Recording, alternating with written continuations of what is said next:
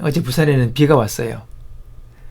그랬더니 오늘 아침이 좀 많이 쌀쌀해졌습니다. 추워가지고 보일러를 살짝 돌렸네요. 이제 가을이 진짜 되어지나 봅니다. 이제 올해도 후반부에 들어왔습니다. 이제 내일 모레면 11월이죠. 이제 2달만 지나면 2025년이 이제 끝나게 됩니다. 시간이 참 빠른 것 같습니다. 시간이라는 단어에 우리 헬라어에 크로노스와 카이로스가 있다는 거 아시죠? 크로노스는 그냥 일반적으로 흐르는 시간, 카이로스는 기회라고 번역도 하는데 특정한 의미 있고 가치 있는 시간을 말할 때 우리가 카이로스라는 말을 씁니다. 예를 들어 그 시편에 다윗이 고백합니다. 주의 궁정에서의 한 날이 다른 곳에서의 첫날보다 나은즉, 이런 고백하죠. 이 궁정에서의 이 한 날, 이게 바로 카이로스입니다. 의미 있는 그 하루, 카이로스. 그러니까 다른 곳에서의 첫날은 크로노스, 그냥 흐르는 시간, 이렇게 말하는 거죠. 오늘 성도에게 있어서 중요한 것은 얼마나 내가 오랜 시간 교회를 다녔느냐, 바로 이게 크로노스죠. 이 기간이 중요한 것이 아닙니다. 그 속에서 하나님의 은혜의 카이로스의 시간을 얼마나 내가 누렸는가, 이것을 깨닫는 것이 참으로 중요한 것이죠. 그 시간이 나에게 의미가 있게 다가오고 그것이 나에게 은혜와 변화를 경험하게 하는 것입니다. 아버지와 아들이 목사인 집안이 있었습니다. 서로 다른 곳에서 사역하는데 한 주가 끝나면 아들이 아버지 집에 찾아와서 인사합니다. 매주마다 그랬습니다. 근데 오늘은 다른 때보다 늦게 도착합니다. 아들이 상기된 얼굴로 집에 들어오더니, 아버지, 하나님의 은혜가 정말 놀랍습니다. 제가 오는 길에 차를 피하려다가 차가 사고를 당해서 언덕 아래로 굴러 떨어졌습니다. 근데 몸이 다치지도 않았고 차도 크게 상하지 않았습니다. 얼마나 감사한지요. 은혜입니다. 그 말을 듣고 있던 아버지가 말합니다. 참 감사한 일이구나. 그런데 나는 오늘 너보다 더 감사한 일이 있단다. 놀란 아들이 말합니다. 아버지도 무슨 일 당하셨어요? 그러자 아버지가, 아니다. 나는 오늘 아무 사고 없이 집으로 돌아왔단다. 아무 일도 없게 돌아오게 하셨으니 이 얼마나 하나님께 감사한 일이냐 라고 말했다는 겁니다. 오늘 우리가 한 해를 쭉 지나도 보면서 무슨 일이 있었어도 감사하지만은 무슨 일이 없었어도 그 감사한 일이죠. 오늘 무슨 일이 있었던 무슨 일이 없었던 이 모든 것에서, 즉 범사에 감사하는 성도, 오늘 그것이 오늘 우리들의 모습이 되어야 될 줄로 믿습니다. 오늘 본문을 보니까 범사에 감사하라, 이게 주님의 뜻이래요. 우리는 하나님의 뜻을 자꾸 찾고 찾습니다. 뭐가 하나님 뜻이냐? 나에게 하나님이 뭘 원하시지? 그런 말씀을 우리가 찾고 좀 어떻게 신기하게 그런 뜻을 발견하려고 이상한 곳을 찾기도 합니다. 그러나 오늘 우리에게 하나님께서는 분명하게 그분의 뜻을 말씀하십니다. 범사에 감사하라. 이것만 지켜라. 이거.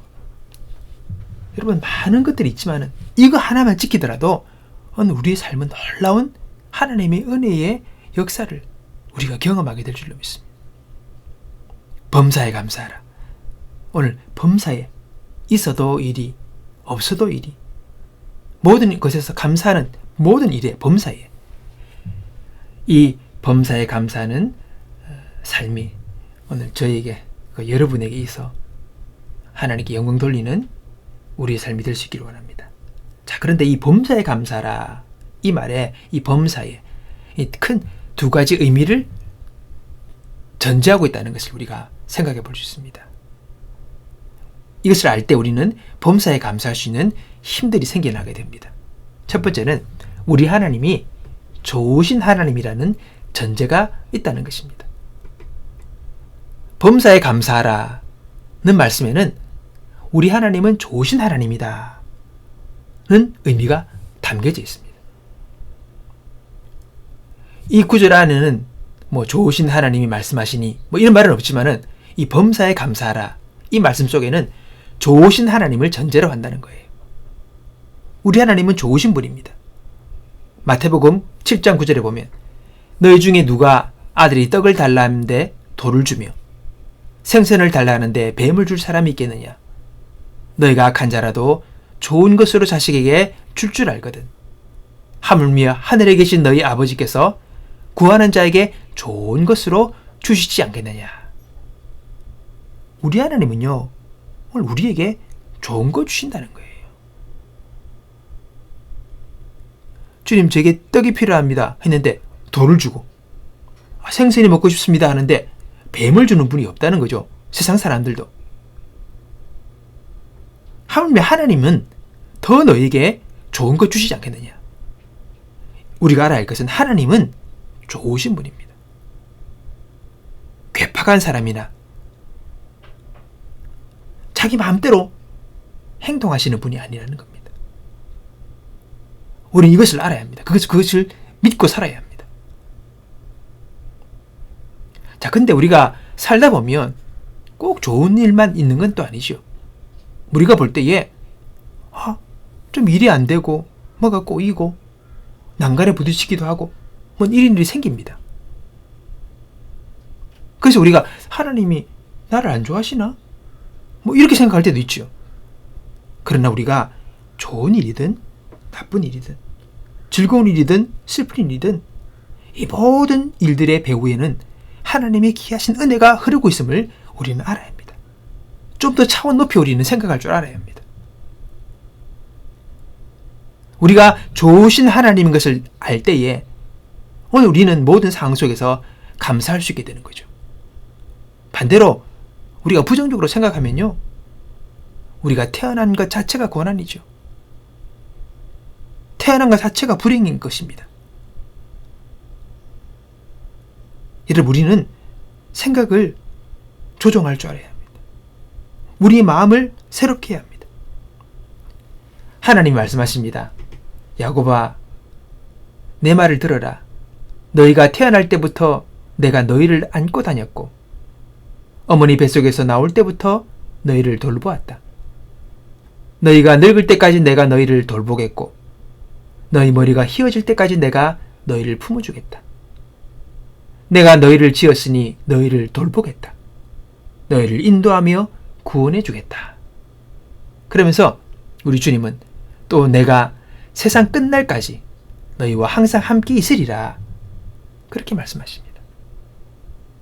좋으신 하나님은 우리의 생의 시작부터 끝날 때까지 돌보시겠다고, 지켜주시겠다고, 함께 하시겠다고, 인도하겠다고 우리에게 말씀하십니다.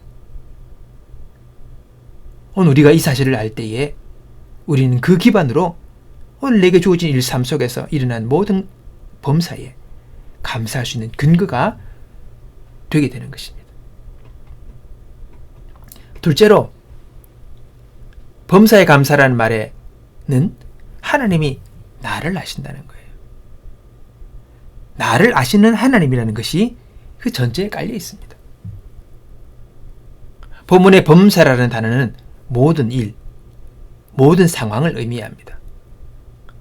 범사에 감사라는 말씀에는 하나님이 우리의 만사를 아시고 다스리시고 책임지는 분이라는 거예요. 그런 의미가 담겨 있습니다. 이 세상에 우연은 없습니다. 왜냐하면 마태복음 10장 말씀 보니까 하나님이 허락지 않으시면 참새 한 마리도 땅에 떨어지지 않는데요. 우리의 머리털까지도 세신바 된다고 말씀하십니다. 자, 성경을 보니까 참새 2마리가 한 핫사리온에 팔리지 않느냐. 그러나 너희 아버지께서 허락하지 아니하시면 그 하나도 땅에 떨어지지 아니하리라.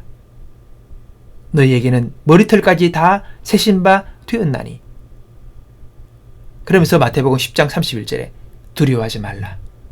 너희는 많은 참새보다 귀하니라. 하나님이 내 모든 것 아시고 내 모든 것에 관여하시고 역사하신다고 책임지신다는 거죠. 오늘 일이 안 되고 어려운 일이 생기고 일이 꼬이고 몸이 아프고 이 모든 것 속에서 다 절망적인 상황이고 불평할 수 있고 원망하고 좌절할 수 있는 상황이지만은 우리는 생각을 바꿀 수 있는 거죠. 아, 이 모든 상황들도 하나님이 관여하시는구나. 개입하시는구나. 그러면 그분의 뜻이 계시겠지. 주님의 길이 있겠지. 주님이 어떻게 하시겠지. 신뢰하는 것입니다. 오늘 이 믿음이 우리 생각이 여기까지 우리 나가야 합니다. 오늘 우리는 이 모든 상황 속에서 하나님이 나와 함께 하시는, 그분이 나와 함께 하신다는 이 믿음이 필요한 것입니다. 갈릴리 바다에서 풍랑을 만난 제자가 소리칩니다. 주여 구원하소서, 우리가 죽겠나이다. 그러자 예수님이 말씀하십니다. 어찌하여 무서워하느냐, 믿음이 작은 자들아. 그리고는 바람과 바다를 꾸짖으니 곧 잔잔해집니다. 우리가 예수를 믿고 살아도요, 삶에 풍랑이 있어요. 거센 파도가 있어요. 예수 믿는다고 다 비 오는데 지나가는데 비도 안 맞고 그런 게 아니잖아요. 그게 아닙니다. 예수 믿어도 시련이 있고요, 풍랑이 있어요. 바울도 시련이 있었잖아요. 웨슬레도 시련이 있었잖아요. 칼빈도 시련이 있었어요. 루트도 있었어요. 다 믿음의 사람들입니다. 이 시련이 있고 없고 이게 중요한 것이 아니라 이 시련 속에서 하나님의 역사를 경험하는 거죠. 그러면서 우리 믿음은 자라나게 되는 것입니다. 그것을 이기고, 그것을 넘어서고, 그것을 견디고. 하나님은 궁극적으로 우리에게 원하는 것은 우리가 그분을 알기 원합니다. 그분이 어떤 분인지. 그게 신앙의 자람이고 성장입니다. 목표입니다. 내가 원하는 어떤 것을 얻고 뭐가 잘 풀리고 잘 살고, 그것도 중요하지만 그것은 부차적인 것입니다. 우리는 알아야 합니다. 우리 하나님은 우리가 거센 풍랑을 경험하고 거센 파도를 내가 경험할 때에 그냥 내버두느냐, 이제 그게 아니라는 겁니다. 이사야 43장에 보니까 야곱아, 너를 창조하신 여호와께서 지금 말씀하시느니라. 이스라엘아, 너를 지으신 이가 말씀하시느니라.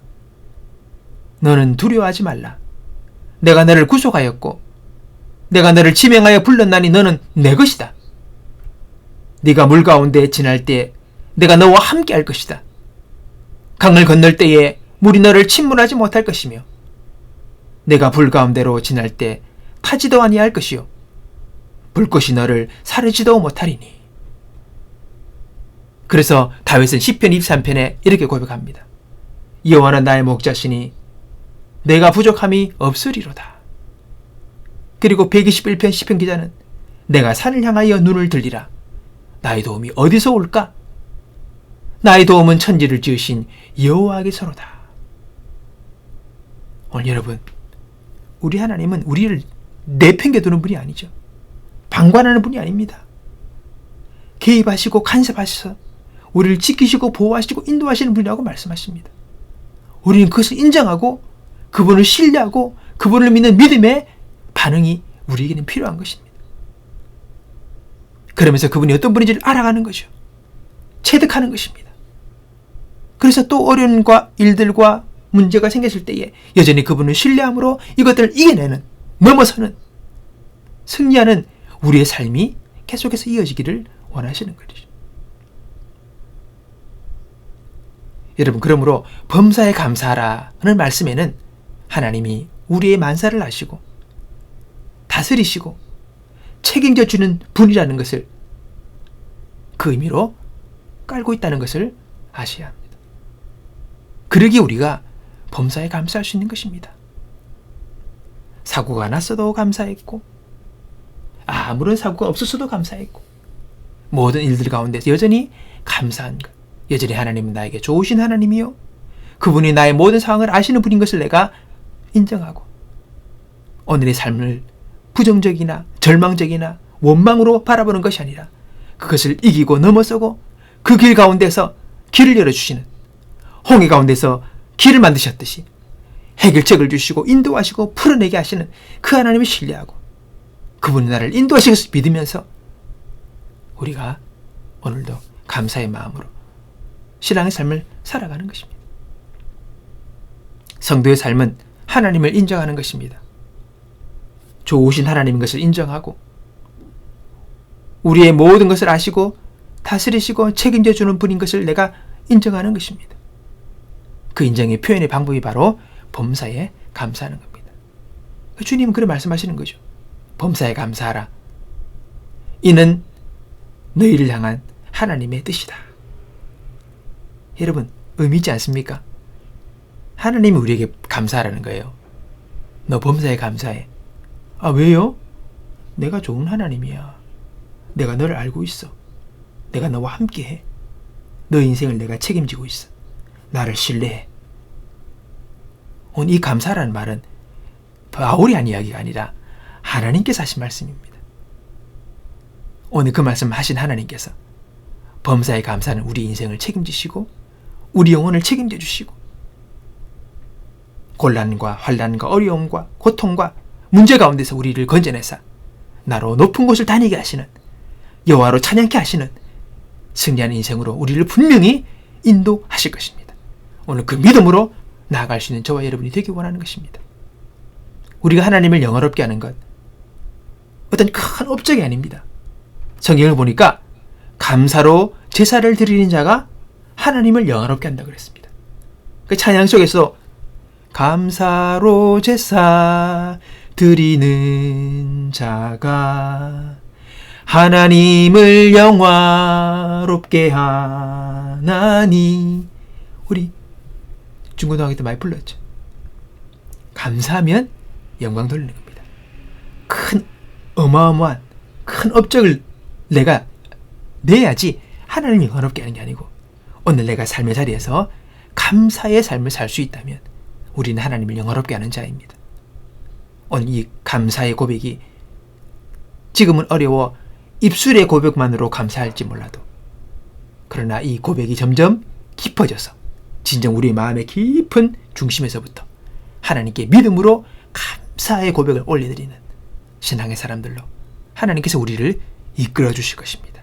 오늘 이 하나님께 영광을 돌리며 주님께서 여러분의 삶을 감사로 채우시기를 주의 이름으로 축복합니다. 기도하겠습니다. 하나님 아버지, 감사합니다. 오늘 우리의 삶 가운데 믿음 없음을 불쌍히 여기시고 믿음으로 반응하지 못했던 우리의 삶을 주님 용서하여 주옵소서. 하나님을 먼저 인정하고 하나님의 좋으심과 그가 나를 아심을 내가 인정하고 믿음으로 오늘 내게 일어나는 모든 일들을 원망과 부정이나 절망이나 탄식으로 반응한 것이 아니라 용기와 희망과 소망으로 하나님을 신뢰함으로 반응할 수 있는 우리의 믿음 되게 하사 오늘 내게 주어진 이 귀한 삶을 아름답게 엮어가고 살아가는 하나님 우리들이 될 수 있도록 오늘 우리 모두를 축복하여 주옵소서. 감사하고 예수님의 이름으로 기도하옵나이다. 아멘.